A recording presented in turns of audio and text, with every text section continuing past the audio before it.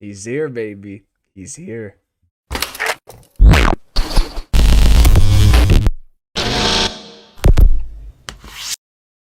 We've done it, guys. We've done it. It's finally been done. After three long, is it three? Three and a half long years, yeah? 3.5 long years it's been since we lost our striker. And it only took 3 years later for these guys to fucking do it. Welcome back to the channel, people, yeah?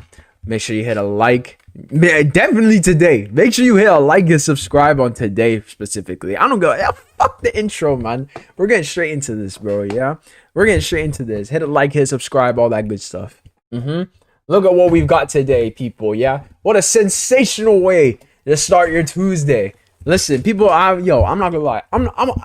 I wouldn't say I'm gassed, but I'm very happy this is done. You know what I'm saying? I'm very happy this is done, yeah? Fabrizio's finally dropped the here we go. Ornstein's put it out as well. Literally, my whole spaces is literally Gyokeres. Breaking Viktor Gyokeres to Arsenal. Here we go. Verbal agreement in place between all parties. Sporting accepted last bid from Arsenal, 63.5 million plus 10, which is literally the fee that's been being quoted for the last week and a half. The agent will reduce his commission. Ridiculous, because agents usually are the cheapest, the what's it called, the penny pinching scumbags of the sport. Gyokeres will sign a 5-year deal at Arsenal. He only wanted Arsenal. There is my Swede. You know what I'm saying? There's my Swede. But listen, Gyokeres, the deal is finally done. He's finally signed for Arsenal now. Literally, it's about to be done. Medical is what's left. Contract signing is what's left.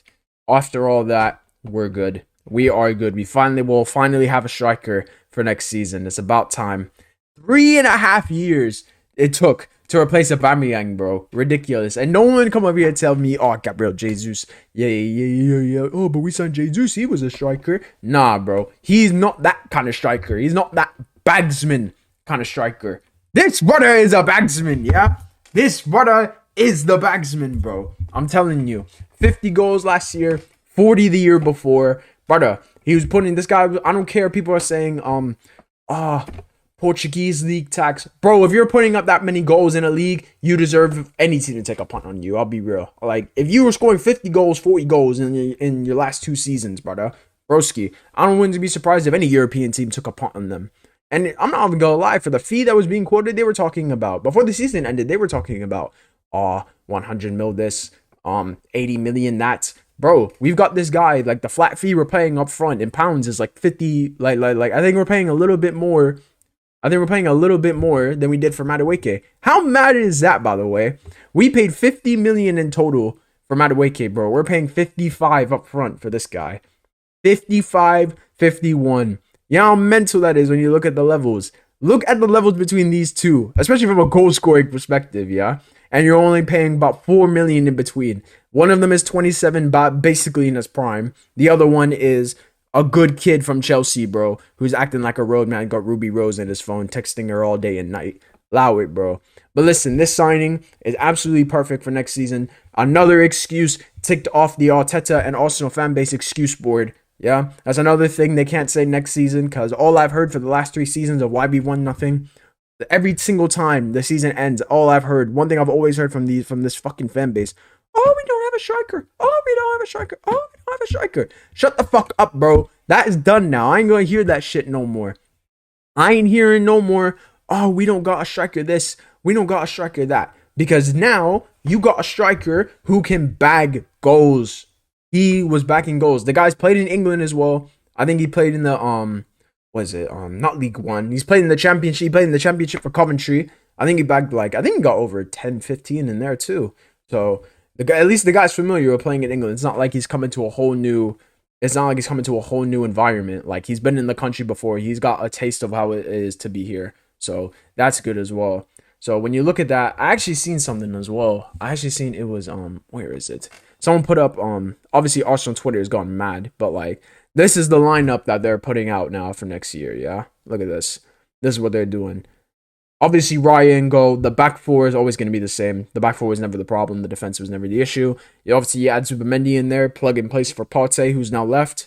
You still got Rice and Odegaard, and then you got, oh my God, bro, you got Madueke on the left wing. Astaghfirullah, man. Put Martinelli back on that side. I'm telling you. I'll run that's the wrong MDL. We are not running the Madueke Defense League this season.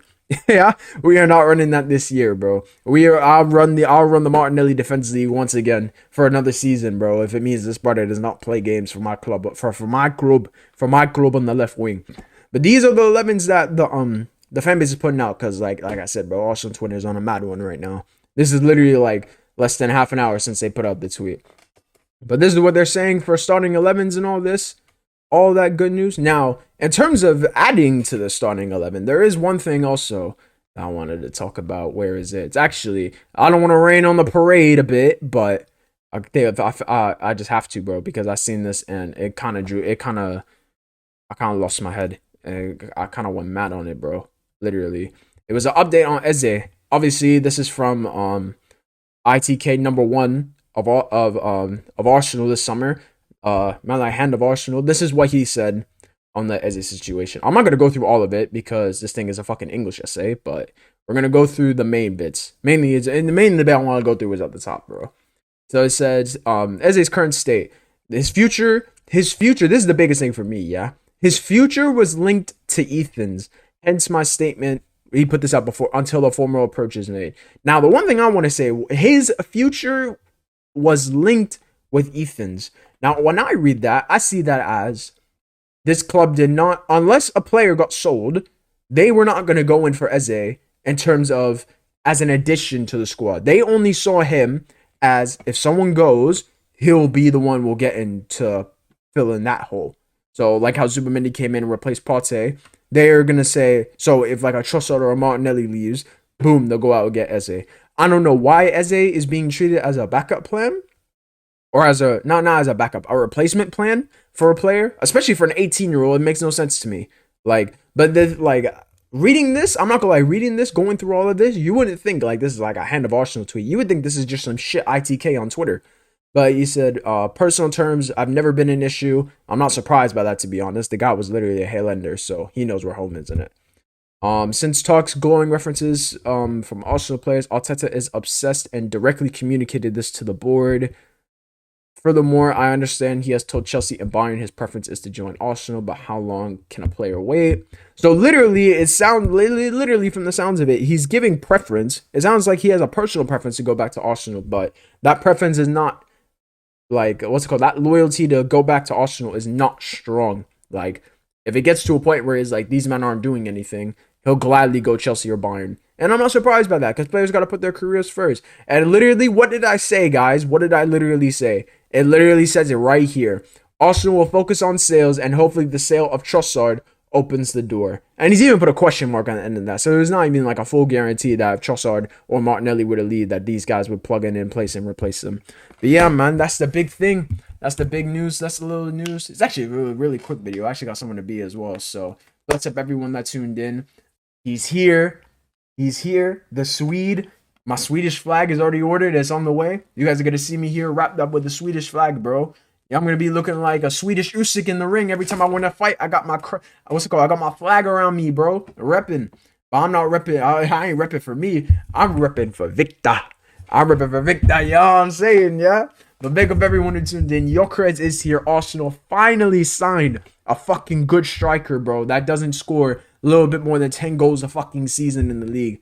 Thank God, yeah. Big up everyone who tuned in. Hit the like button for Gyokeres. Hit the subscribe button, especially for Gyokeres. Hit the share button for Gyokeres. Do everything for Gyokeres today, yeah? Bless up everyone. And I'm out.